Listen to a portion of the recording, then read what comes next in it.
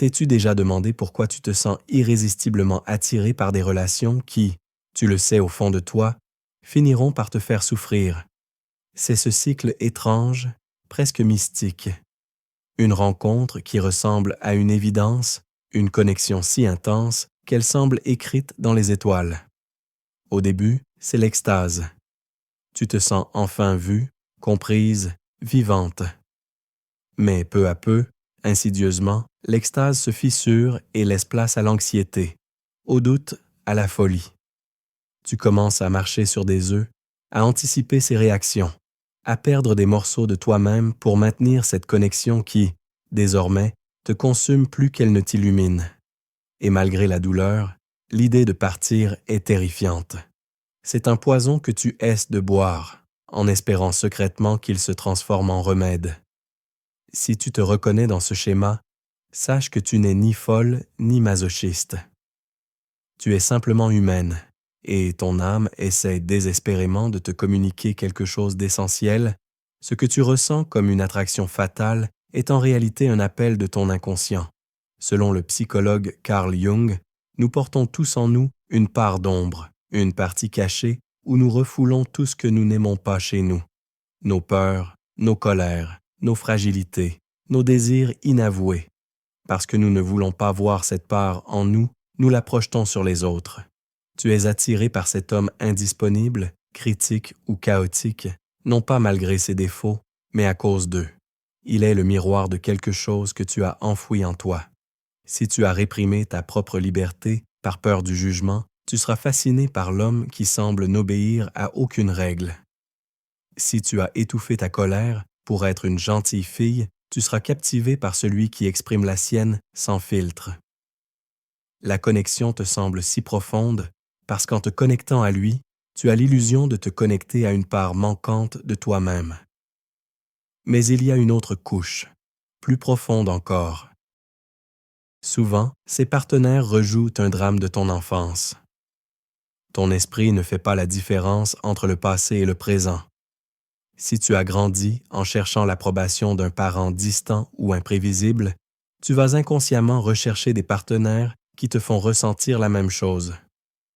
Pourquoi? Parce qu'une partie de toi, l'enfant intérieur blessé, croit encore qu'elle peut changer la fin de l'histoire. Elle se dit « Cette fois, je vais réussir. Je vais lui prouver que je suis digne d'amour. Et en le faisant, je vais guérir la blessure originelle. » C'est une quête héroïque, mais vouée à l'échec, car tu donnes à une personne extérieure le pouvoir de réparer quelque chose que seul toi peux soigner de l'intérieur. Tu ne te bats pas pour cette relation présente, tu te bats contre les fantômes de ton passé. C'est là qu'intervient l'idée de l'abstinence, non pas comme une punition, mais comme un acte radical d'amour-propre. S'abstenir de ces dynamiques relationnelles, c'est choisir de faire une pause. C'est créer un espace de silence pour que le bruit assourdissant de la validation extérieure s'arrête enfin. Dans ce silence, pour la première fois, tu peux commencer à entrer une autre voix, la tienne. Tu peux observer le schéma non plus comme une malédiction, mais comme une information précieuse. Chaque moment de douleur, chaque sentiment d'abandon dans ces relations est en fait une flèche qui pointe vers une blessure intérieure qui demande à être vue et soignée. Cet amour qui te détruit n'est pas une fin en soi, c'est un symptôme. C'est le point de départ d'un voyage essentiel, le retour à toi-même. Alors, tu as décidé de faire cette pause. Tu as pris la résolution courageuse de te retirer de cette dynamique, de couper le contact, de choisir l'abstinence. Tu t'attends peut-être à un soulagement immédiat, à une vague de paix. Mais ce qui arrive en premier, c'est tout le contraire. Le silence qui s'installe est assourdissant. L'absence de messages, d'appels, de drames laisse un trou béant dans ton quotidien. C'est le vide. Le grand, l'effrayant vide que tu as passé tant de temps à combler avec l'intensité de ces relations. Cette absence n'est pas paisible, elle est angoissante. Chaque heure qui passe sans la distraction de l'autre te ramène violemment à toi-même, et c'est précisément cela que tu fuyais. Tu as peur de ce silence, car il n'est pas vraiment silencieux. C'est dans ce vide que les voix que tu avais réussi à étouffer se mettent à hurler. La voix de la peur. Et si c'était ta dernière chance d'être aimé, tu vas finir seul. La voix du doute. C'est de ta faute. Tu es trop compliqué. Personne ne pourra jamais t'aimer comme tu es. Et la plus sournoise de toutes, la voix de la nostalgie qui efface toute la douleur et ne garde que les souvenirs des premiers jours, de l'extase. Elle te murmure, « Ce n'était pas si terrible. » Au moins, avec lui, tu te sentais vivante. Tu réalises alors que la relation, même destructrice, était une anesthésie. Elle t'empêchait de ressentir cette solitude fondamentale, cette peur viscérale de n'être pas assez. Les anciens philosophes stoïciens nous rappellent une vérité simple mais puissante. Ce ne sont pas les événements qui nous perturbent, mais le jugement que nous portons sur eux. Être seul est un fait neutre. C'est l'histoire que tu te racontes à ce sujet qui crée la souffrance. L'histoire qui dit « Être seul signifie que je suis indésirable, que j'ai échoué, que ma vie est vide de sens. » Dans cette période d'abstinence, ton premier défi n'est pas de trouver un autre amour, mais de changer l'histoire que tu te racontes sur la solitude. C'est de regarder le vide en face et de refuser de le qualifier d'échec. C'est de comprendre que ce que tu ressens n'est pas la preuve de ton manque de valeur, mais le symptôme du sevrage d'une addiction émotionnelle. Ce vide que tu crains tant est en réalité un espace sacré. C'est le laboratoire de ta propre transformation. Pour la première fois, tu as l'opportunité de te rencontrer sans le filtre du regard d'un autre. Ton travail n'est pas de faire taire ces voix, mais de les écouter sans y croire. De les observer comme des nuages qui passent dans le ciel de ta conscience. Tiens, voilà la peur. Je la vois, je la ressens, mais je ne suis pas obligé de la laisser piloter ma vie. C'est en apprenant à habiter cet espace inconfortable, à tolérer ta propre compagnie sans distraction, que tu commences à construire quelque chose d'incassable, un sentiment de sécurité qui vient de l'intérieur. C'est la première étape pour passer de la recherche de quelqu'un qui te complète à la prise de conscience que tu es déjà entière. Maintenant que tu as traversé la première tempête du vide, une nouvelle question émerge, plus subtile mais tout aussi essentielle. Au-delà du manque et de la peur, qu'est-ce qui te manque vraiment? Père, un instant. Pense à lui, à cette personne qui incarnait à la fois l'extase et la folie. Oublie les disputes, la douleur, l'anxiété. Rappelle-toi ce qui t'a attiré au tout début. Était-ce sa confiance en lui, cette façon qu'il avait de traverser le monde sans jamais douter? Était-ce sa liberté, son mépris des règles et des conventions? Ou peut-être sa passion brute, sa capacité à vivre ses émotions intensément, sans filtre? Fais la liste de ses qualités. Sois honnête. Ce sont ces traits de caractère que tu croyais aimer chez lui. Et si je te disais que tu n'étais pas amoureuse de lui, mais de ses qualités? Et si je te disais que ces qualités ne lui appartiennent pas, mais qu'elles sont en réalité une part de toi que tu n'as pas encore osé explorer?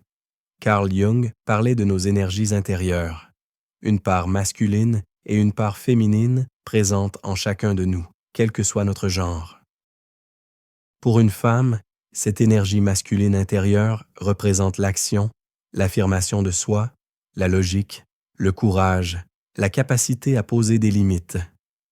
Quand cette énergie n'est pas développée, quand elle a été réprimée, tu vas la chercher à l'extérieur. Tu projettes ce potentiel sur un homme et tu tombes amoureuse de cette projection. Il devient le porteur de tout ce que tu admires, mais que tu ne t'autorises pas à être. Réfléchis à ton histoire. T'a-t-on appris, enfant, qu'une fille devait être douce, conciliante, discrète? T'a-t-on fait comprendre que la colère était moche, que l'ambition était agressive? As-tu mis de côté ton esprit de compétition, ta force, ton indépendance pour être aimé et accepté? Si c'est le cas, alors cette part masculine en toi a été envoyée dans l'ombre. Elle n'a pas disparu, elle attire. Et quand tu rencontres un homme qui incarne cette énergie avec aisance, La reconnaissance est instantanée, magnétique. Tu as l'impression d'avoir trouvé ton âme sœur, ton autre moitié. Mais en réalité, tu as simplement trouvé un miroir de ton propre potentiel inexploité. Le problème, c'est que tu dépes de ce miroir pour te sentir complète. S'il part, il emporte avec lui ta sensation de force, de liberté, de passion. L'abstinence, dans ce contexte, change complètement de signification. Ce n'est plus une période de manque, mais une période d'intégration. C'est ton terrain d'entraînement pour réclamer ses qualités comme étant les tiennes. Au lieu de chercher sa confiance, demande-toi, comment puis-je, aujourd'hui, poser un petit acte de confiance en moi? Comment puis-je prendre une décision seule, sans validation extérieure? Au lieu de t'émerveiller de sa liberté, demande-toi, quelle est la petite règle que je peux briser aujourd'hui pour me sentir plus libre? Comment puis-je dire non à quelque chose qui ne me convient pas? Tu n'as pas besoin de lui pour être forte et passionnée. Cette énergie est en toi. La relation destructrice n'était pas une erreur, c'était un cours intensif. Elle t'a montré, de la manière la plus douloureuse qui soit, la carte de ton propre trésor intérieur.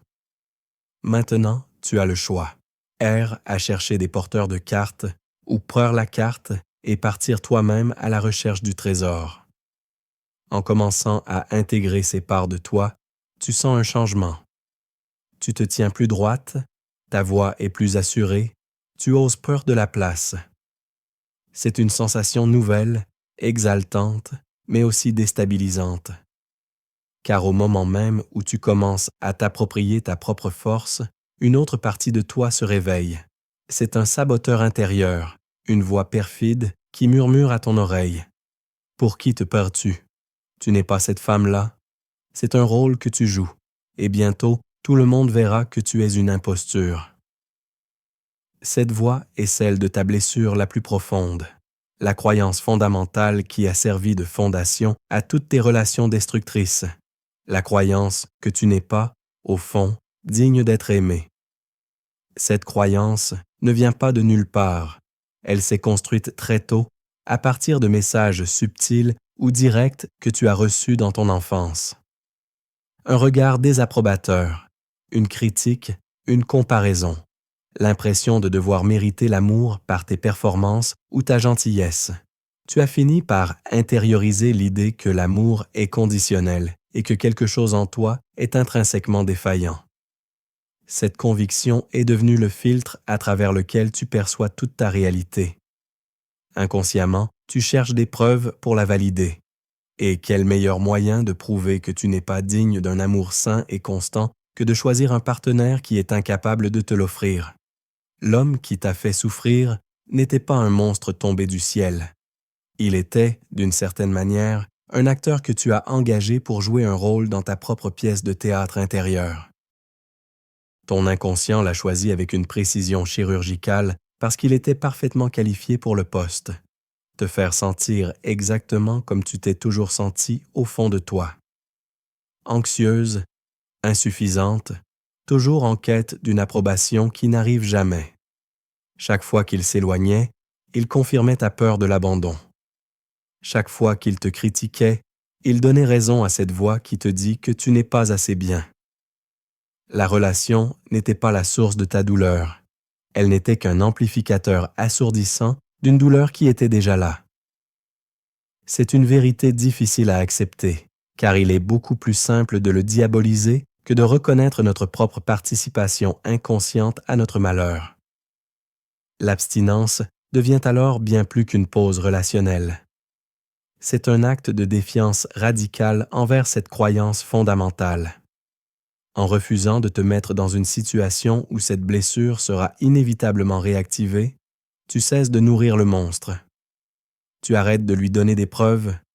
Au début, c'est terrifiant, car sans ce drame extérieur, tu te retrouves seul face à la conviction nue. Je ne suis pas aimable. Il n'y a plus personne à blâmer. C'est juste toi et cette vieille histoire. Mais c'est là que le vrai travail commence.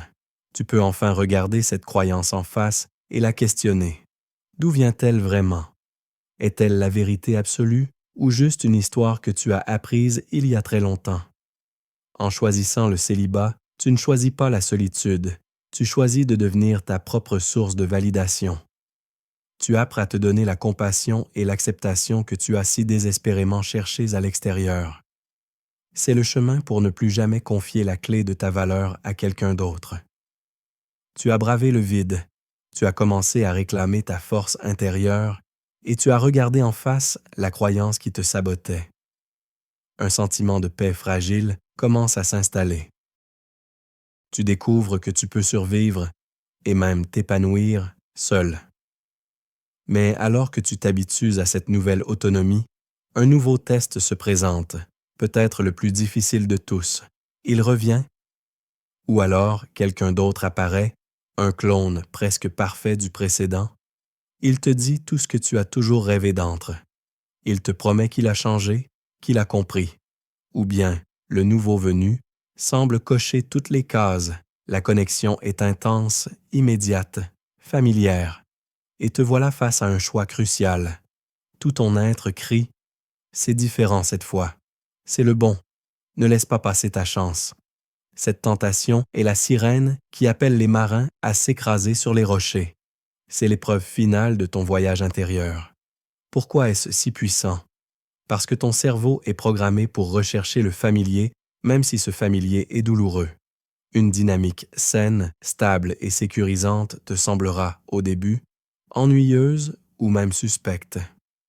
Ton système nerveux, habitué aux montagnes russes émotionnelles, interprète le calme comme un manque de passion. L'intensité du drame était devenue ta définition de l'amour.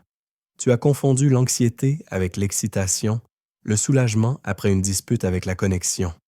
L'homme qui revient, ou son sosie, n'est pas une seconde chance, c'est ton passé qui vient vérifier si tu as vraiment appris la leçon. C'est ici que la sagesse stoïcienne devient ton bouclier le plus puissant. Épictète nous enseigne à distinguer ce qui dépend de nous de ce qui n'en dépend pas. Ses paroles, ses promesses, son comportement apparent ne dépend pas de toi. Tu ne peux pas le contrôler, ni le changer. La seule chose qui dépend de toi, c'est ta réponse. Vas-tu réagir à partir de ton espoir et de tes blessures passées, ou vas-tu agir à partir de la sagesse que tu as acquise dans le silence? Le stoïcisme ne te demande pas d'être froide ou sans cœur, il te demande d'être clair. Il t'invite à observer non pas les mots, mais les schémas. Le schéma de cette personne a-t-il, dans le passé, mené à ta paix intérieure ou à ton chaos? La réponse est ta boussole. Dire non à cette tentation n'est pas un acte de rejet envers lui, c'est un acte d'engagement envers toi-même. Chaque fois que tu résistes à l'envie de retomber dans le familier toxique, tu renforces un nouveau chemin neuronal dans ton cerveau. Tu te prouves, par l'action, que ta paix est plus importante qu'une dose temporaire d'intensité. Tu passes de la théorie à la pratique. Tu incarnes la femme que tu veux devenir. Ce non est peut-être l'un des oui les plus puissants que tu te diras jamais. Oui à ton estime de soi. Oui à ton avenir. Oui à la possibilité d'un amour qui ne te demande pas de te sacrifier.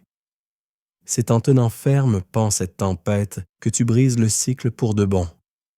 Tu ne fuis plus un schéma, tu choisis consciemment un destin différent. Tu ne subis plus l'attraction, tu deviens maîtresse de tes choix.